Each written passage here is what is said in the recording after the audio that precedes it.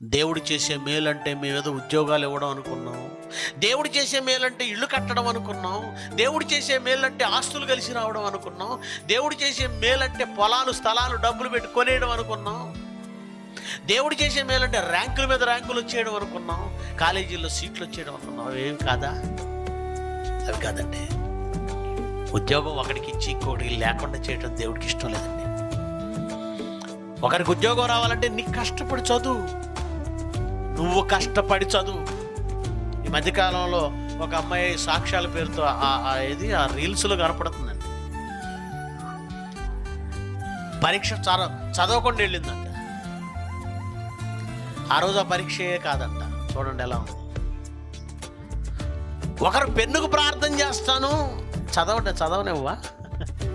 చదవవా? పెన్నుకు ప్రార్థన చేస్తే పెన్నే రాసేస్తా ఉంటుందా? నువ్వేం చదవవా? చూడండి ఎలా ఉందో. ప్రియమైన దేవుని పిల్లలారా, స్కూల్కి టైంకి నువ్వు వెళ్ళాలి. నువ్వు టైంకి వెళ్ళకుండా దేవుడు ఆ మాస్టర్ రాకుండా టైంకి రాకుండా చూడండి, నువ్వు లేటుగా వెళ్ళడమే తప్పు. నువ్వు చేసిన తప్పు ఎవరు చేయాలి? ఇప్పుడు పంతులు గారు చేయాలి. ఈ తప్పు ఎవరు చేయించాలి? దేవుడు చేయించాలి. బా, ఏం భక్తి అండి వీళ్ళది. ఇదంతా ఎందుకు? నేను తిన్నగా టైంకి వెళ్తానని అనుకోవచ్చుగా.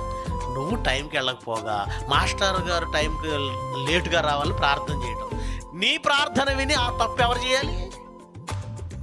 ఎలా మారిపోయారో చూడండి వీళ్ళు. ప్రియులరా, దేవుడు చేసే మేలులు అంటే అవి కాదండి. నువ్వు బాగా చదివితే నీకు ర్యాంకులు వస్తుంది అంటే నువ్వు ప్రార్థన చేసేవాడిని చదవనుండి పక్కన పెట్టి దేవుడిని అన్యాయం చేయమంటావా?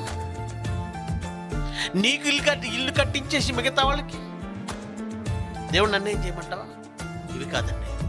దేవుడు చేస్తున్న నిజమైన మేలేదని చెప్తున్నాడు. ఏంటా మేలంటే, ఆకాశము నుండి మీకు వర్షమును, ఫలవంతములైన ఋతువులను మీకు దయచేయచ్చు, ఆహారమును అనుగ్రహించుచు, ఉల్లాసముతో మీ హృదయములను నింపుచు మేలు చేస్తున్నాడు.